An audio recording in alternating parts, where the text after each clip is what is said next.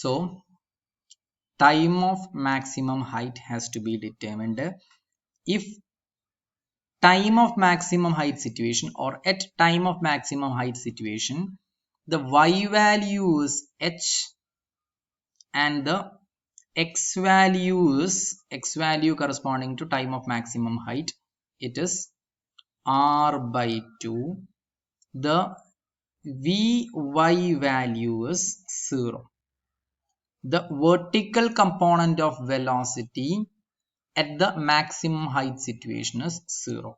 Therefore we can use this situation, that is the time is equal to time of maximum height means the value of vy will be 0.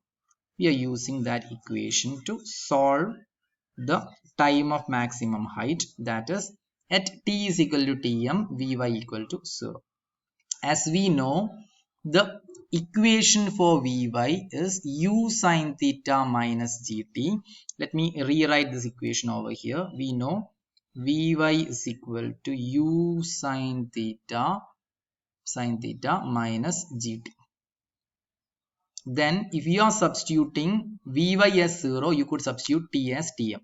Therefore you could write 0 is equal to u sine theta minus g tm, where tm is time of maximum height. If you are taking this minus gtm to the other side, it will become gtm is equal to u sine theta, and you can get tm is equal to u sine theta divided by g. Now we have obtained our equation for time of maximum height. Now time of maximum height equation is obtained. Time of maximum height is u sine theta by g. Then next let's find out the time of flight. In order to find out the time of flight, what is time of flight? It is denoted as tf. Time of flight is time taken by the projectile to complete its motion. That is time taken by the projectile to reach over here. This particular time is called as time of flight. Time taken by the projectile to complete its motion is called time of flight. In order to find out the time of flight, if you are analyzing this, at the time of flight situation, the y value will be 0, x value will be r, and we can say at t is equal to tf, at t is equal to tf, the y value is 0. At t is equal to tm, the y value, vy value was 0, but we could use the information that is t is equal to tf, the y value will be 0. As you can see, this is the r0 point, the y coordinate or the y value at time of flight will be 0. Therefore t is equal to tf means y is equal to 0. And we know the equation for y. Let me rewrite that equation over here. Y is equal to u sine theta t minus half gt square. This is the equation for y. Let's substitute y as 0 and t as tf. Let us substitute y as 0 and t as tf. Then the equation will be 0 is equal to u sine theta, t is replaced as tf, minus half g, t square could be replaced as tf square. Then this minus half g tf square could be taken to the other side, then it will become plus half g tf square is equal to u sine theta into tf. Then you could cancel the 1 tf and tf square. We could cancel this tf square and tf. Then you will ultimately get tf is equal to, this 2 will go to the numerator, 2u sine theta divided by g. Tf value is obtained as 2u sine theta divided by g. Tf is the time of flight or the time taken by the projectile to complete its motion. Therefore, now we have obtained the equation for time of flight of the projectile. Time of flight is equal to u sine theta divided by g. Okay. Then let's find out the next unknown parameter, that is the range of the projectile. In order to find out the range of the projectile, what is range? The maximum horizontal displacement of the projectile is called as range. What is range? Range is the maximum horizontal displacement of the projectile. Okay. Then if you are analyzing the horizontal motion of the projectile, if you are analyzing the horizontal motion of the projectile, it is clear that horizontal motion is a motion with a constant velocity.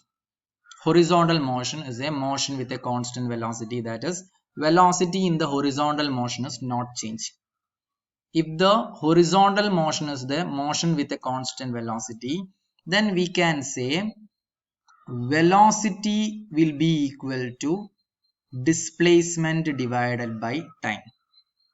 Then we can say displacement will be equal to velocity into time.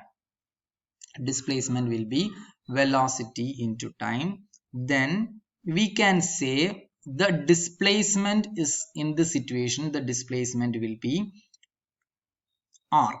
The maximum displacement is r. Therefore, r is equal to the velocity in the horizontal direction will be Vx into the time taken by the projectile to reach the maximum distance is time of flight.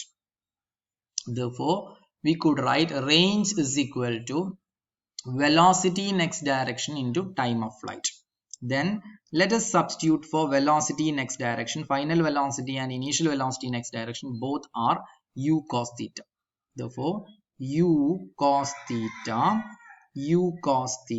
into, what is the expression for time of flight? Now we have obtained the expression for time of flight as 2u sine theta divided by g.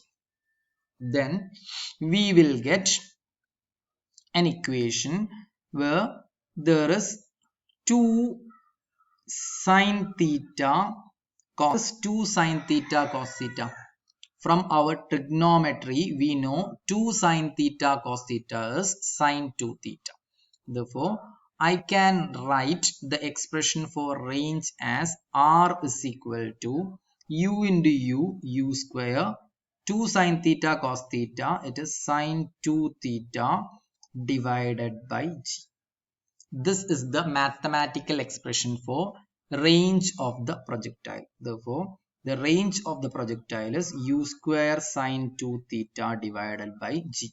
Range of the projectile is u square sine 2 theta divided by g. Okay. Therefore, now we have obtained the range of the projectile also. Then let's now find out the maximum height attained by the projectile. Maximum height attained by the projectile. This is the maximum height attained by the projectile. In order to find out the maximum height, h is the horizontal displacement. Since h is the horizontal displacement, it's not horizontal displacement, it is the vertical displacement. In the vertical motion, it is a uniformly accelerated motion. Vertical motion is not a motion with a constant velocity, it is a uniformly accelerated motion.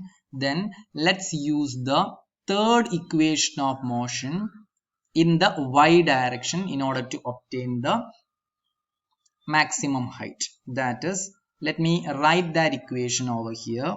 We are having an equation v square minus u square is equal to 2as. If we are using it in the y direction from 0 to time of maximum height situation, from 0 to time of maximum height situation, if we are using the third equation of motion, it could be rewritten as vy square minus uy square is equal to, a is written as minus g, a is replaced as minus g, therefore minus 2g the displacement is the maximum height h minus 2gh. What is Vy? At the highest point Vy is 0, therefore 0 square minus, what is Uy? Uy is u sine theta, therefore u sine theta the whole square is equal to minus 2g into h. Okay, then this negative and negative sign will get cancelled. This bracket is expanded, means it is u square sine square theta is equal to 2gh. Then it is h is equal to u square sine square theta divided by 2g.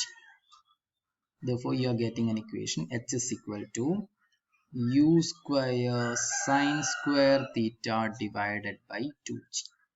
This is the expression for maximum height of the projectile. This is our expression for maximum height of the projectile. Okay. Then in this equation, let's discuss some special case of our range.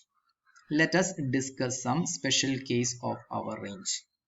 As we know, let me write that equation over here. As we know, range is equal to u square sine 2 theta divided by g. Then the range will be maximum at which angle? That is, you just imagine that if theta is equal to 45 degree, if the theta angle is 45 degree, then what will happen to the equation for range? If this is 2 theta, 2 into 45 will be 90, sine 90 is 1, and at that situation the range will be maximum. That is, if theta is equal to 45 degree, you could clearly see the range will become u square by 2g. It's not u square by 2g, it will become u square by g. Range will become u square by g. This is the maximum range. Therefore, you will have to remember the range is maximum at an angle of 45 degree. The range is maximum at an angle of 45 degree. Then there is one more thing, since we are not having a space over here, let me say it orally. At an angle of theta and 90 minus theta, the projectile will have same range. At an angle of theta and 90 minus theta, the projectile will have same range. That is, for an example, if the angle is 30 degree, what is 90 minus 30? 90 minus 30 will be 60. Therefore, at an angle of 30 degree and 60 degree, the projectile will have same range. For other example, at an angle of 20 degree and 90 minus 20 is 70. At an angle of 20 degree and 70 degree, then also the projectile will have same range. We will prove this in our next video. Okay. Therefore, this is very important in the case of projectile motion. You will have to remember all the formulas that I have mentioned over here, and you will have to remember the necessary theory behind it. Many questions are asked both in descriptive level and objective level exams regarding projectile motion. This is one type of projectile motion. We will have to discuss another type of projectile motion that will be discussed in our next videos. Okay.